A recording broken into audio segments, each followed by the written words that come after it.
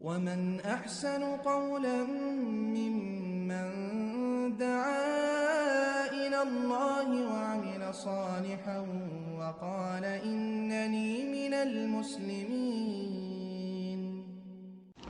السلام عليكم ورحمة الله وبركاته. بسم الله الرحمن الرحيم. الحمد لله رب العالمين والصلاة والسلام على رسوله الكريم وعلى آله وصحبه أجمعين. أما بعد, সম্মানিত শ্রোতা দর্শক মণ্ডলী, আল্লাহ রাব্বুল আলামিনের প্রশংসা এবং প্রিয় নবী সাল্লাল্লাহু আলাইহি সাল্লামের উপর সালাত ও সালামের পর আজ বুধবার 13 শাওয়াল 1447 হিজরি মোতাবেক 1 এপ্রিল 2026 আমাদের ধারাবাহিক আলোচনা প্রশ্ন উত্তর পর্ব নম্বর 128।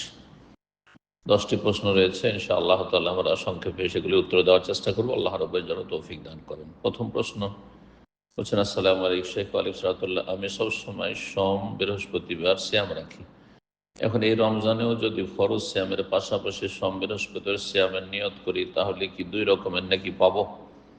রমজান মাসে সোমবার আর বৃহস্পতিবার এই নফল সিয়াম নেই, আর একসাথে ফরজেরও নিয়ত করব, নফলের নিয়ত করব, এইরকম বিধান আসলে কোনো হাদিস দ্বারা, আয়াত দ্বারা স্পষ্ট নয়, যার ফলে এগুলো করার কোনো প্রয়োজন নেই। আপনি কোরআন সুন্নাহয় যেভাবে এসেছে পালন করুন। রমজান মাসে ফরজ সিয়াম সবচেয়ে গুরুত্বপূর্ণ ইবাদত। জি, নফলের তুলনায় যে কোনো ইবাদত বন্দেগী নফলের তুলনায় ফরজ অনেক বেশি গুরুত্ব রাখে। জি, এবং তার মাধ্যমে আল্লাহর নৈকট্য অর্জন করে থাকে বান্দা, যার ফলে এসব করার কোনো প্রয়োজন নেই। আপনি রমজান ছাড়া 11 মাস রয়েছে, তখন আপনি সোম বৃহস্পতিবার সিয়াম পালন করেন। 2 নম্বর প্রশ্ন বলছেন, আসসালামু আলাইকুম শেখ ওয়ালাইকুম সালাতুল্লাহ, একজন ডিভোর্সি মেয়েকে বিয়ে করার জন্য ছেলের পরিবার মেনে নিচ্ছে না। ছেলের পরিবার যদি নাও মানে তো বিয়ে হয়ে যাবে। ছেলের পরিবারের সম্মতি শর্ত নয় বিয়ের জন্য। হ্যাঁ, মেয়ের অভিভাবক থাকতে হবে। বিনা অভিভাবকে মেয়ের বিয়ে হয় না। সে নাবালিকা হোক, সাবালিকা হোক, আর কুমারী হোক, অকুমারী হোক। বিয়ের সময় মেয়ের পরিবারের কেউ ছিল না, কিন্তু বিয়ের পূর্বে ছেলেকে মেয়ের পিতা মেয়েকে তার হাতে তুলে দেন, তার কোর্টে বিয়ে করে তারপর হুজুর দিয়ে বিয়ে করে। বিয়ের সময় অভিভাবক থাকলে হলো, আর বিয়ের সময় মেয়ের পরিবার কেউ ছিল না, এরকম কিসের বিয়ে হয়? এগুলি তো নেকাহ না, এগুলো সেফাহ, জেনা, ব্যভিচার। বিয়ের সময় মেয়ের পরিবারের অভিভাবক ছিল না, ও জানে না যে কখন বিয়ে হচ্ছে, এমনটা যদি হয়তো জায়েজ নাই। কিন্তু পরের কথাটাই মনে হচ্ছে যে কোর্টে বিয়ে দেওয়ার সময় ছেলেকে মেয়ের হাতে পিতা, না মেয়েকে ছেলের হাতে পিতা তুলে দিয়েছে, এটা যদি হয় তাহলে সেটাই অভিভাবকত্ব। তাহলে অভিভাবকের মাধ্যমে বিয়ে হয়েছে, তাহলে বিয়ে শুদ্ধ। আর কোর্টে বিয়ে হয়ে গেল, তারপরে হুজুর দিয়ে বিয়ে পড়াইতে হবে, এমন কোনো প্রয়োজন নেই, নিষ্প্রয়োজন কাজ। এখন তার কোনো ইনকাম নেই, অথবা ইনকাম থাকা সত্ত্বেও সংসার চালাতে কষ্ট হচ্ছে, এমন অবস্থায় তাদের সংসার চালানোর জন্য তাকে টাকা দিয়ে কি সাহায্য করা যাবে? সাহায্য করা যাবে, যদি কাফের মুরতাদ না হয়, মুশরিক না হয়, আর আপনার টাকা পয়সায় গুনার কাজে না লাগায়, তো সাহায্য করা যাবে। কারণ তাদের বিয়ে, আপনার বাহ্যিক প্রশ্ন থেকে যা স্পষ্ট হয়, বিয়ের সময় কোর্টে যখন বিয়ে হয় তখন অভিভাবক ছিল বা অভিভাবকের অনুমতি ছিল, বিয়েতে স্বীকৃতি ছিল, সুতরাং বিয়ে শুদ্ধ। আল্লাহ তাআলা। 3 নম্বর প্রশ্ন বলছেন, আসসালামু আলাইকুম শেখ ওয়ালাইকুম সালাতুল্লাহ, এক ভাই আমাদের আশেপাশে দার্স করলে যায় না। সে বলে যে আমি শেখ মতিউর রহমান মাদানির দার্স ফেসবুকে দেখি, এটা কি তার জন্য যথেষ্ট? না, এটা যথেষ্ট না যে শুধু ফেসবুকে বা ইউটিউবে, সোশ্যাল মিডিয়াতে কারো বক্তব্য, আমার হোক অন্য কারো হোক, বক্তব্য শুনবি, আর আশেপাশে দিনের দার্স ভালো আলেমরা দিচ্ছেন, যাদের কাছ থেকে কিছু শিখতে পারবে, আর সেখানে হাজির হচ্ছে না, এটা অনেক নেকির কাজ থেকে বঞ্চিত থাকা। সরাসরি এলম হাসিল করার গুরুত্ব বেশি। সেখানে কোনো সংশয় থাকলে বা বোঝার ক্ষেত্রে অস্পষ্টতা থাকলে আপনি সেটা সংশয় নিরসন করতে পারবেন, আর বিষয়টিকে স্পষ্ট করে নিতে পারবেন। জি। আল ইলমু বিত্তালাক্কি, ইলম শিখতে হবে কারো কাছ থেকে গ্রহণ করে। সুতরাং সরাসরি যদি গ্রহণ করতে পারে এটা সবচেয়ে ভালো। এটা কি তার জন্য যথেষ্ট বা এটা কি ঠিক? জি, হয়তো দিনের মৌলিক জ্ঞান অর্জনের জন্য যথেষ্ট হয়ে যেতে পারে, কিন্তু এই কাজটি নেকির কাজে অনীহা প্রমাণ করে, অনাগ্রহ প্রমাণ করে, যেটা ভালো নয়। বরং তাকে উপদেশ দেব এবং তার জন্য উচিত হবে যে সে যেন দিনই দার্স যেগুলো হচ্ছে ভালো আলেমদের, সেগুলোতে উপস্থিত হয়, সেখান থেকে সরাসরি এলম শেখার চেষ্টা করে। আল্লাহ তৌফিক দান করে। তার সাথে সাথে সোশ্যাল মিডিয়াতে দিনের আলোচনাগুলি শুনবে এবং যেইভাবে দিনের সহি জ্ঞান অর্জন করা সম্ভব হয়, হ্যাঁ, লেখাপড়ার মাধ্যমে অথবা শোনার মাধ্যমে, সরাসরি শোনার মাধ্যমে অথবা সোশ্যাল মিডিয়াতে শোনার মাধ্যমে। জি। 4 নম্বর প্রশ্ন বলছেন, আসসালামু আলাইকুম শাইখ। ওয়ালাইকুম সালাম। অনেক ভালো কাজে চান্স পেতে হলে ভালো মার্কস পেতে হয়। ধরুন একজন ছাত্র পরীক্ষায় মোট নম্বরে 5% নকল করেছে, সে কি ওই সার্টিফিকেট দিয়ে ওই ভালো কলেজে পড়ার সুযোগ নিতে পারবে? যা অতীত হয়ে গেছে ভুল, তার জন্য তওবা করবে। নকল করেছে, কি করেছে, তওবা করবে। ভুলের সংশোধন হচ্ছে তওবা করা। আর ভালো কলেজে যদি সুযোগ পায় তো চান্স নিতে পারে। যদি কারো পুরোপুরি কোনো সার্টিফিকেট জালিয়াতি না হয় এবং সেই সার্টিফিকেট যে জাল সার্টিফিকেটের উপর তার চাকরি বা আয় উপার্জন নির্ভরশীল না হয়, তার অন্য কোনো যোগ্যতার ওপর হয়, তাহলে সে গুনাহগার জাল সার্টিফিকেট করার জন্য, কিন্তু তার রুজি হালাল, কারণ তার রুজি তার এই জাল সার্টিফিকেট নির্ভরশীল নয়, বা তার লেখাপড়া পুরোপুরি এই জালিয়াতের উপর নির্ভরশীল নয়। 5% নকল করেছে, আংশিক তার কিছু অন্যায় কাজ, গুনার কাজ আছে, তওবা করবে, আল্লাহ মাফ করবেন। জি।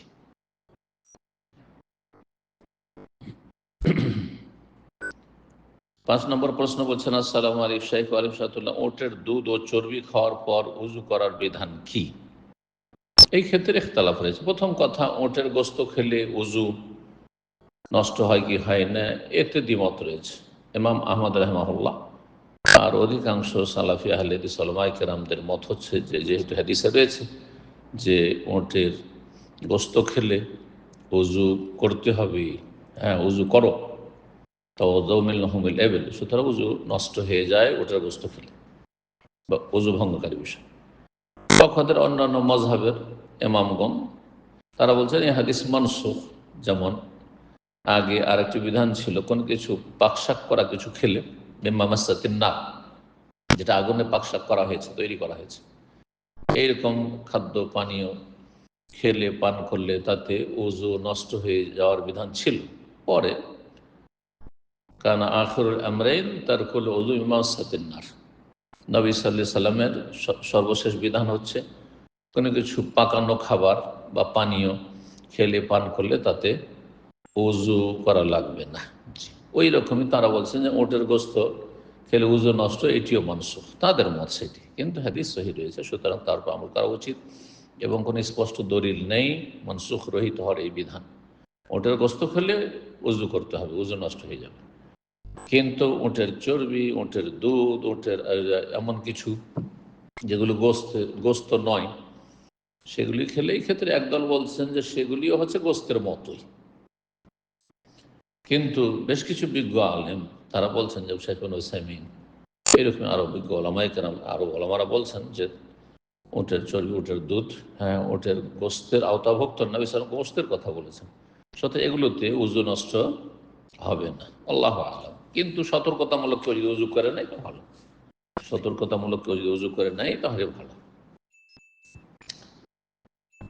6 নম্বর প্রশ্ন বলছেন, আসসালামু আলাইকুম শাইখ। ওয়ালাইকুম সালাম। যে বিশ্বাস করে আল্লাহ সুবহানাহু ওয়া তাআলা সব জায়গায় বিরাজমান, তার পিছনে সালাত আদায় করা যাবে না, তার পিছনে সালাত পড়া জায়েজ না, সে প্রকাশ করে, তদন্ত করার কোনো প্রয়োজন নেই। আসল হচ্ছে যে একজন মুসলিম বিশুদ্ধ আকীদা লালন করে, কিন্তু যদি কেউ প্রকাশ্যে বলে কোনো আলোচনায়, কোনো জুমার খুতবায় অথবা কথা প্রসঙ্গে যে আল্লাহ সর্বত্র বিরাজমান, তাহলে তার পেছনে সালাত পড়া জায়েজ নেই, কারণ এটি কুফরি আকীদা, ঈমান ভঙ্গকারী বিষয়।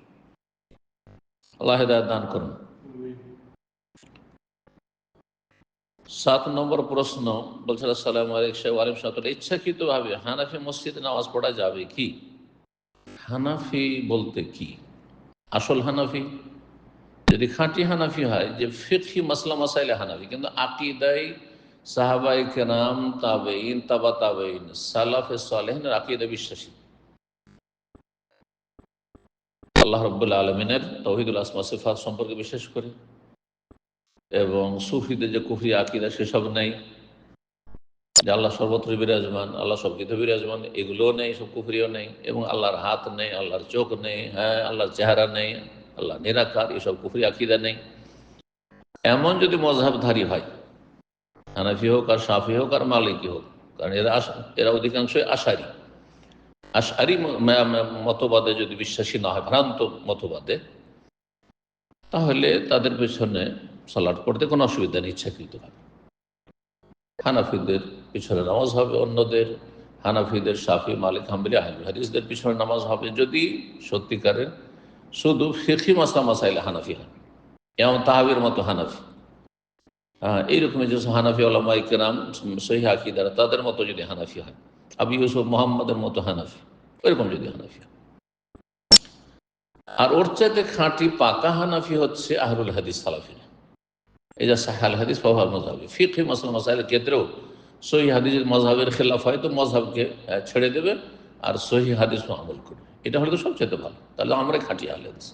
কিন্তু 2 নম্বরেরও যদি হানাফি হয়, যে ফিকহি মাসলা মাসাইলে হানাফি মযহাবের মুকাল্লিদ, অনুসারী, কিন্তু আকীদা সহি, তাদের পিছনে সালাত হবে। কিন্তু হানাফি মযহাবের নামে যদি আশারি হয়, মাতুরিদি হয়, সুফি হয়, নকশবন্দি, চিস্তি হয়, কাদেরি হয়, মুজাদ্দিদি হয়, সাহারওয়ার্দী হয়, এসব যদি থাকে, বেরেলভি হয়, দেওবন্দীদের বিভিন্ন রকমের সুফিজমের কুফরি আকীদা, ওয়াহদাতুল ওজুদের আকীদা বিশ্বাসী হয়, হলুলে বিশ্বাসী হয়, হ্যাঁ, ইবনে আরবি আর মানসুর হাল্লাজের কুফরি আকীদায় বিশ্বাসী, তাদের প্রশংসা করে, তাহলে তাদের পিছনে নামাজ হবে না, তাদের নাম হানাফি হোক অথবা তাদের নাম শাফি হোক অথবা মালিক হোক বা অন্য কিছু হোক না কেন, তাদের পিছনে নামাজ হবে না, কারণ এরা কুফরি আকীদা লালন করে। এই জন্য কোন ধরনের হানাফি আপনি উদ্দেশ্য করেছেন সেটা জানার বিষয়, এবং সেটা আপনার লক্ষ্য রাখার বিষয়। ইচ্ছাকৃতভাবে হানাফি মসজিদ যদি খাঁটি হানাফি হয়, আর যদি শিরক বিদআত মুক্ত হয়, সুফিজমের ভ্রান্ত মতবাদ মুক্ত হয়, ইমান ভঙ্গকারী বিষয় না থাকে, যেমনটা বললাম, তাহলে তাদের পিছনে নামাজ পড়তে কোনো অসুবিধা নেই। জি, বলছেন তার সাথে আমার বাড়ির আশেপাশে একাধিক 12 তকবীরে ঈদের জামাত হয়, এরপরেও আমি কি 6 তকবীরে ঈদের জামাতে সালাত আদায় করতে পারবো? করলে হয়ে যাবে, কারণ ঈদের তকবীরগুলি হচ্ছে সুন্নাত মুস্তাহাব, কিন্তু উত্তম হচ্ছে 12 তকবীরের সহি সুন্নাহ মোতাবেক পড়া। সুতরাং আপনার উচিত হবে, যখন আশেপাশে সুবিধা আছে যে সহি শুদ্ধ, আপনি বেশি সহি তরিকায় ঈদ পড়তে পারবেন, তো আপনি দুর্বল তরিকা কেন ঈদ পড়তে যাবেন? জি। আর হানাফি মসজিদগুলোতে কাঁধের সাথে কাঁধ ও পায়ের সাথে পা মিলিয়ে দাঁড়ায় না, এগুলিও সুন্নাত, এগুলো যদি নাও করে তবুও সালাত হয়ে যাবে, কিন্তু সুন্নাতের খেলাফ হবে। জি। এতে কি সালাতের ক্ষতি করবে? সুন্নার খেলাফ হবে, আর যত সুন্নত পরিত্যাগ করবে, সুন্নতে গাফিলতি করবে, তত নেকি কমবে, কিন্তু মূল সালাত হয়ে যাবে। আল্লাহু আলাম। 8 নম্বর প্রশ্ন বলছেন, আসসালামু আলাইকুম শাইখ। ওয়ালাইকুম সালাতুল্লাহ, ইন্ডিয়ার বর্ধমান জেলা থেকে বলছি, সফরে 3 ওয়াক্ত নামাজ মানে জোহর, আসর, মাগরিব কাজা হয়ে গেলে বাড়িতে এসে কিভাবে আদায় করব? পর্যায়ক্রমে আদায় করবে, তরতিব সিরিয়াল বহাল রাখবেন, আগে জোহর পড়বেন, পরে আসর পড়বেন, পরে মাগরিব পড়বেন, এইভাবে।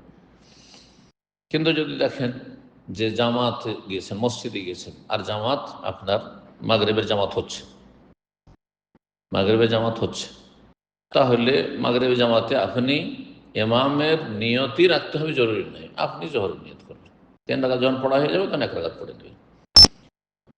মুশকিল শুধু এশার সলাতে, এশার সলাতে গিয়েছেন আর জামাত শুরু হয়েছে, তার আগে আপনি মাগরিব পড়তে পারেন, মাগরিব কাজা আছে, এখন যদি মাগরিব পড়েন তো মাগরিব তো 3 রাকাত, আর এশা পড়বে ইমাম সাহেব 4 রাকাত, তখন কি করবেন? তখন ইখতিলাফ হয়েছে, মাসলা ইজতিহাদি। একদল বলছেন তখন তারতিব মানে পর্যায়ক্রমে সালাত আদায় করা আবশ্যক থাকবে না, যেটা আগে ফরজ হয়েছে আগে, মানে মাগরিব আগে ফরজ, তখন মাগরিব না পড়ে আপনি এশারি নিয়ত করে 4 পড়ে নেন, পরে মাগরিব পড়ে নেন। আরেক দল বলছেন না, এমনটা করবেন না, বরং তরতিব সর্ব অবস্থায়, হ্যাঁ, সিরিয়াল ফরজ। সুতরাং 3 রাকাত পড়ে আপনি বসে যাবেন মাগরিব, আর অপেক্ষা করবেন যখন ইমামের 4 রাকাত পড়া হবে, আত্তাহিয়াত পড়বে, তারপর ইমামের সাথে সালাম ফিরবেন। আর এক দল এর চেয়ে বেশি তাড়াহুড়া করে, তারা বলছেন যে 3 রাকাত পড়ে, আর এরকমটা অনেকে করে থাকে, ভুল এটি আসলে। তো যাই হোক, এরকমটা করে থাকে এবং সেটাকে জায়েজ মনে করে যে 3 রাকাত যেমন পড়া হলো, ইমাম উঠে গেল 4র্থ রাকাতে এর সাথে, আর এরা সাথে সাথে আত্তাহিয়াত আর অন্যান্য দরুদ ইব্রাহিম আর কিছু কমপ্লিট করে তারপর নিজে সালাম ফিরে দিয়ে টান দিল। এটাও কিছু লোক করেছে, কিন্তু যেমনটা বললাম যে এই ক্ষেত্রে তরতিব লক্ষ্য রাখা আবশ্যক নাই। কিন্তু আরেকটি কথা মনে রাখবেন যে আপনার পরপর কয়েক ওয়াক্ত সালাত কাজা হচ্ছে কেন। শরীয়তে যদি অনিচ্ছাকৃত মানুষ ঘুমিয়ে যায় অথবা ভুলে যায় তাহলে কাজা করার কথা আছে। আর আপনি হাটে বাজারে ব্যস্ত ছিলেন, কাজে ব্যস্ত ছিলেন, ডিউটিতে ব্যস্ত ছিলেন, কোথাও কাজ করছিলেন, খুব জরুরি কাজ ছিল, সেজন্য সালাত আপনি বাহনে ছিলেন না, যে কোনো অবস্থায় ওয়াক্ত পার হওয়ার আগেই ফরজ সালাতগুলি আদায় করে দিতে, না হলে গুনাহগার হবেন। সুতরাং আপনি গুনাহগার, আল্লাহর কাছে তওবা করবেন। জোহর, আসর, মাগরিব কাজা করে ফেলেছেন আপনি, আর শরীয়তে আপনার গ্রহণযোগ্য কোনো কারণ নেই, সুতরাং আপনি গুনাহগার, আল্লাহর কাছে কাবীরা গুনাহ করেছেন, তওবা করেন। 9 নম্বর প্রশ্ন বলছেন, আসসালামু আলাইকুম শাইখ ওয়ালাইকুম, সেজদায় থাকা অবস্থায় যদি ইমামের উজু ভেঙে যায় তাহলে ওই অবস্থায় ইমাম সালাত ছেড়ে দেবে? হ্যাঁ, অবশ্যই, একটু এগিয়ে যাওয়া জায়েজ নেই। নাকি তকবীর দিয়ে 2 সিজদার মাঝখানে বসে বা যদি দ্বিতীয় সাজদা হয় তাহলে দাঁড়ানোর পরে সালাত ছাড়বেন না, এক মুহূর্ত সালাত কন্টিনিউ করা জায়েজ নেই। যখন উজু নেই, নাপাক অবস্থায়, যেমন টের পেয়েছেন আমি নাপাক হয়ে গেছি, আমার উজু নেই, অত গোসল করে সাথে সাথে নামাজ ছেড়ে দিতে হবে, ইমাম হোক অথবা মুক্তাদি হোক, জায়েজ নেই, বড় গুনাহ। এটা যদি কেউ জায়েজ মনে করে তাহলে কুফরি, অনেক ওলামারা বলেছেন। যে নাকি তাকবীর দিয়ে 2 সিজদার মাঝখানে বসে বা যদি দ্বিতীয় সিজদা হয় তাহলে দাঁড়ানোর পরে সালাত ছাড়বে, মানে সিজদা লম্বা করছেন বারবার, বলছেন যে মানে সিজদা অবস্থায় সালাত ছেড়ে মুক্তাদি কিভাবে বুঝবে এবং কিভাবে ইমাম মতের জন্য সামনে যাবে? না না না, ওদেরকে বোঝানো যথেষ্ট নয় বা দরকার নেই, প্রয়োজন নেই। আপনি যখনই উযু নষ্ট হয়েছে আপনি ইমাম, তখন আপনি যে কোনো অবস্থায় সিজদায় থাকেন, সাথে সাথে ছেড়ে চলে যাবেন, একজনকে ইঙ্গিত করবেন যে সুবহানাল্লাহ বলে, তাহলে মানুষ বুঝে যাবেন কোনো একটা কিছু হয়েছে। আর তার সাথে আপনি তাকে ইঙ্গিত করবেন সামনের দিকে যে তুমি নামাজ পড়িয়ে দাও, নামাজ পড়িয়ে দাও। যার মধ্যে দেখছেন যোগ্যতা আছে নামাজ পড়িয়ে দেওয়ার, ইমামতি করার, তাকে ইশারা করবেন যে তুমি নামাজ পড়িয়ে দাও। জি।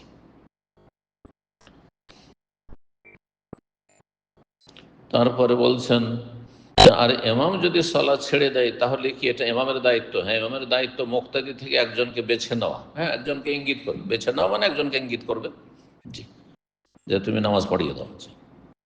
10 নম্বর সর্বশেষ প্রশ্ন বলছেন, আসসালামু আলাইকুম ওয়া রাহমাতুল্লাহ, শুনেছি এক উজুতে সাধারণ অবস্থায় 1 দিন 1 রাত এবং মুসাফিরের জন্য 3 দিন 3 রাত। এখানে বলতে হয় যে মকিমের জন্য এক উজুতে সাধারণ অবস্থায় মানে মকিম অবস্থায় 1 দিন 1 রাত, মুসাফিরের জন্য 3 দিন 3 রাত মোজার মাসা চলবে। এখন প্রশ্ন হচ্ছে, উল্লেখিত সময়ের মধ্যে যদি জুতা মোজা না খুলে হাই কমোডে প্রসাব পায়খানা করা সম্ভব হয় তাহলে কি মোজার মাসা করে উজু চলবে? কোনো অসুবিধা নেই। আপনি আপনি হাই কমোডে করেন আর সাধারণ আপনি আপনি বাথরুমে আপনি পেশাব পায়খানা করেন, পেশাব পায়খানা করলে তাতে মোজার মাসা নষ্ট হয় না। জি, হ্যাঁ, উজু নষ্ট হয়, আপনি উজু করবেন, মোজার মাসা করবেন, একমাত্র গোসল ফরজ হলে।